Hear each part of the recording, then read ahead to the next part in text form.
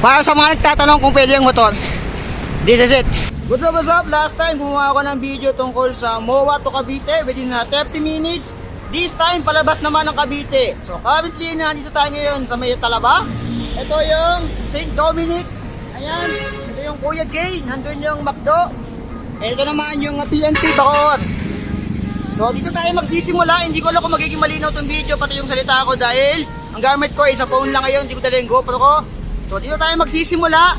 Pupunta tayo ng MOA. Titignan natin kung gaano nga ba kabilis yung shortcut na sinasabi ko doon. Yung dinaanan natin, isa sa kabila yun, no? Yung mga magtatanong tungkol sa dadaanan ko, huwag kayong magalala. Meron akong Strava na gagamitin para masundan nyo kung sakasakaling hindi nyo masyadong magets yung mga dinadaanan ko. Yung Strava link na lang i-share ko dyan sa video and sa screen nyo ngayon. So follow nyo ako sa Strava, nandiyan yung hindi ko kabisado yung so biin yata. So time check muna tayo. Ang current time dito sa may Talaba ay 9:16. Yan, galing na sa Google yan ha, Google time na yan. 9:16, 17 seconds. Ito yung PNP Bacoor. So tara, papakita ko sa inyo yung kung ilang minuto yung ibiyahe palabas ng Cavite.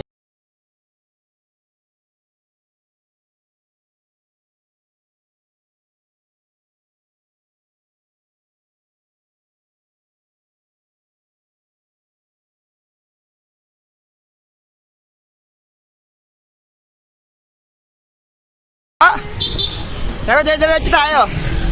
Pag ganun tayo, pasabote kabila. Yan tayo dumaan last time. Nung pabalik, papunta, yun tayo diretso. Okay? Doon tayo tumagos nung last time sa kabila. Doon. Pero dito tayo, kakanan tayo. Papuntang sa bote kabila to.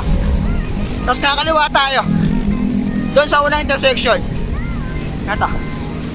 Pasapote Las Piñas tong kabila. Ayan. Malas Piñas yan. Alabang yung taas. Ayan. Ito yung sapote kabila Jollibee. Kalawa tayo doon. Ito yung sapote Jollibee. Ito yung pasapote kabila Jollibee. Ito. Las Piñas. Kalawa tayo. Ayan. Ditong side tayo. Dahil kakalawa una tayo sa may tulay. Kakaliwa tayo dito. Dito na diretso. Kakaliwa. Okay? Kaliwa. Pag dinaretso mo na yung usual, medyo may ahon ng konti, pwede rin doon sa kabila. Lalagay ko sa mapa yung daan doon. Hindi ako kumaluwa doon para madali nyo matandaan. So ito yung bridge. Kalang kayo dito. Ayan. So mula dito, wala nang stoplight hanggang mawawa na to. Ayan. Ito yung hindi ko napakita sa video nung last time dahil sa kabila tayo dumaan. Yung may gate na puti. Pero kung sa kabila kayo dadaan, ito yung hindi na dadaan doon sa gate na puti. Kasi may mga nagsasabi na ano daw, teka hingal ako. Nasarado daw kapag madaling araw o paggabi, sinasara yung gate na puti. Dito. Yan tayo galing last time. Kumanan tayo dun dati. Kung kakalawa ka dyan, dyan tayo dumaan last time.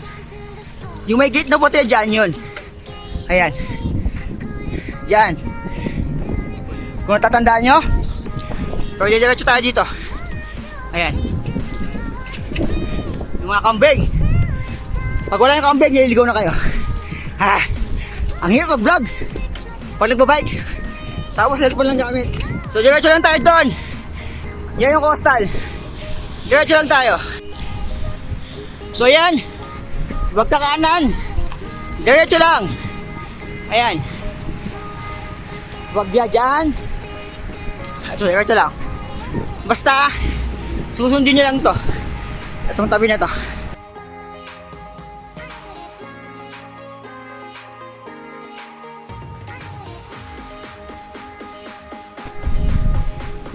Ito yung parang meral ko na pinakita ko nung last time sa video ko. Ayan. So ngayon palabas tayo ng Cavite. Ayan. Diretso lang. Huwag kakaliwa doon ha. Tas kanan. Ayan, huwag dyan. Kanan dito. Ayan. So may hams dito. Ayan. Huwag ka kanan. Diretso lang dito. Ayan. Coastal doon. Susundo mo na yung coastal na yan. Ito. Diretso lang. Okay. So ito. Kakalawa tayo dyan. Huwag kayong kakanan. Huwag dyan. Ito yung part na malubak. Nasanabi ko doon sa last video ko. Ayan. Ito lang yung part na malubak dito. Na maputik pag ano. Pag tag-ulan. Ayan. So ito yung patag na part. Ayan. Ito yung Paranaque City College. Itong sa kanan natin. Ayan. So doon yung bridge. So mabilis ng biyahe natin. Nakalimutan ko tawag sa lugar na to. Dito kami naghiwalay yung spiritic yung last time. So time check tayo. Wait lang. Time check. Hanggang dito sa lugar na to. 9:16. 9:36. So 20 minutes hanggang dito. Medyo nagpahinga kasi ako dun sa bandang ano. Pagod ako. 9:36 AM. Dito na tayo. So dyan tayo sa ano. Hindi tayo kakanan dyan. Kalawa dito. Ayan. Yung tawag sa street na yan, lalay ko sa screen. Pero dito tayo. Kaliwa. Para sa mga nagtatanong kung pwede yung motor, this is it. Okay, ito yung dulo. Pag diniretso natin yung tulay. So kakalawa tayo dyan. Tignan natin kung mapaikot dyan. Kung may naman, swerte nyo. Pwede nga motor dito. Kung may daan, bukas. Kaliwa.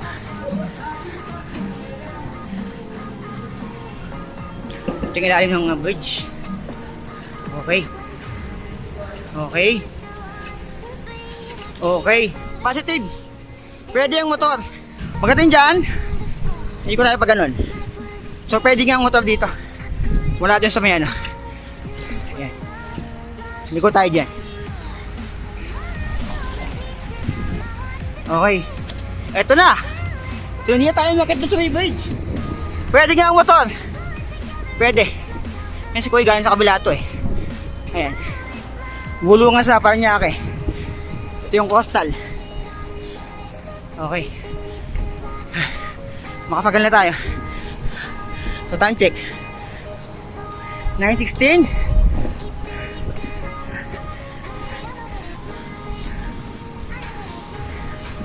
Ayan. 9:41. Ayan. So within 30 minutes. Nasa may makabagal na tayo banda. Ayan. 9:41 AM. So within 30 minutes, nasa Makapagal na tayo. Diosdado, Makapagal Avenue na yan. Doon sa kabila yung mga aso. So less than 30 minutes, nandito na tayo.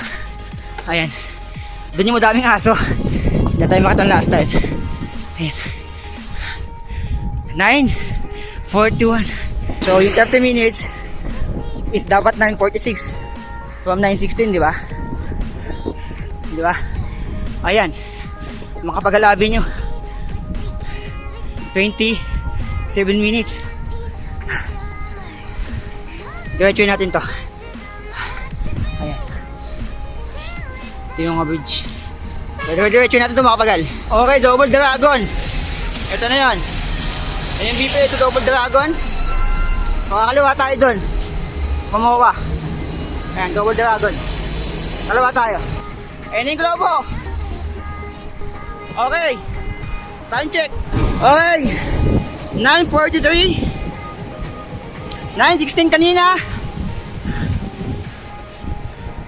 Yan natin. 9:54. Ayan. 9:16 to 9:54. Nasa Mowa na tayo. Ayan. Okay, kita nyo naman, napakalaki ng time na natipid natin. So within 30 minutes, nasa Mowa na tayo. Ito gamit natin sa Beta Half Moon Quincenas katapusan. So napakalaki ng oras na tinipid natin. Kasi kung doon tayo dadaan sa usual na dinadaan na palabas ng Cavite, yung Palos Pillos, Pambuorgan, Padungado, ay papuntang Pasay, medyo abutin tayo din isang oras. Lalo na Monday ngayon. Anong date ngayon? December 5 yata ngayon, kung nagkakamali o 6. Teka lang, ito ha. December 5, Monday ngayon. Hindi ko alam kung kailan ko mo-post to. Baka mamaya, kundi mamaya sa next year. Yung mga alien na masabi nyo within 30 minutes or 38 minutes, kung nagkakamali sa bilang ko, ay nasa MOA na tayo. So kung pwede nga bang dumaan ng motor, hindi ko sinasabi na tama yung sasabihin ko ha. I think pwede dahil hindi ka na dadaan doon sa may bridge kasi madami nagka-comment doon. Isang video ko na MOA to Cavite kung pwede dumaan ng motor.